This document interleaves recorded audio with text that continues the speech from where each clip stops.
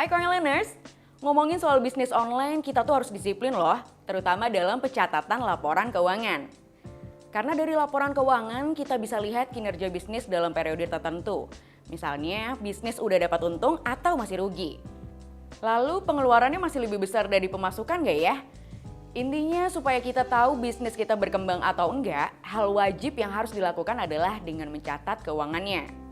Untuk itu, kita cek yuk cara mengelola keuangan bisnis dengan membuat laporan keuangan yang baik.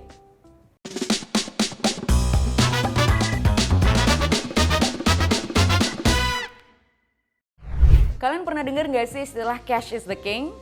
Artinya ketika kamu punya uang tunai, kamu punya banyak kemudahan. Di dalam dunia bisnis juga sama. Kalau kamu punya uang kas yang cukup dan pengelolaan yang transparan, maka bisnismu bisa terus berjalan. Dan untuk mengetahui jumlah uang kas hingga aset bisnismu, kamu perlu yang namanya laporan keuangan. Laporan keuangan ini punya banyak manfaat dan terdiri dari berbagai jenis loh.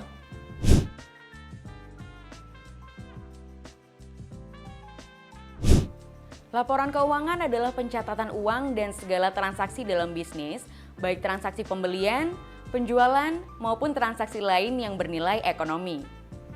Selain bisa memberi info soal kondisi keuangan bisnis yang dijalankan, kita juga bisa tahu aset mana yang berharga, produk jualan yang paling laris, hingga produk yang tidak laku. Jadi dari laporan keuangan tadi, kamu bisa menentukan langkah bisnis yang tepat dan menguntungkan.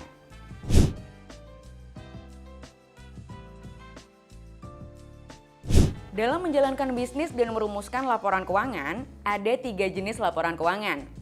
Tapi untuk bisnis online skala kecil hingga menengah, kamu bisa menggunakan salah satunya aja. Laporan keuangan yang bisa diterapkan untuk bisnis online adalah laporan posisi keuangan. Jadi laporan ini berisi informasi seputar kas, piutang, persediaan, aset, utang, dan ekuitas. Laporan ini dapat menunjukkan kondisi keuangan dan sebagai alat analisa sebuah bisnis, apakah masih layak atau tidak untuk dijalankan. Untuk laporan lainnya yaitu laporan laba rugi dan catatan atas laporan keuangan, biasanya digunakan pada bisnis atau perusahaan dengan cakupan yang lebih besar.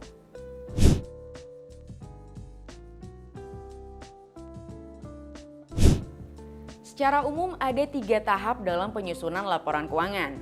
Pertama, identifikasi transaksi, yaitu mengumpulkan, mencatat, dan memvalidasi bukti transaksi, lalu membuat jurnal dan mencatatnya ke buku besar.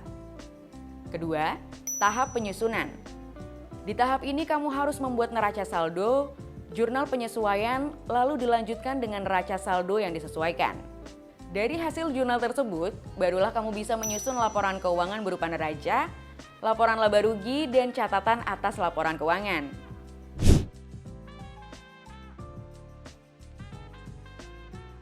Eits, jangan malah jadi pusing ya kalau ngomongin soal laporan keuangan. Agar bisnis kamu terus berjalan, kamu harus tahu tips dan strategi yang tepat untuk kelola cash flow bisnis. Dengan pengelolaan yang baik, maka laporan keuangannya pun juga akan baik dan lebih mudah disusun.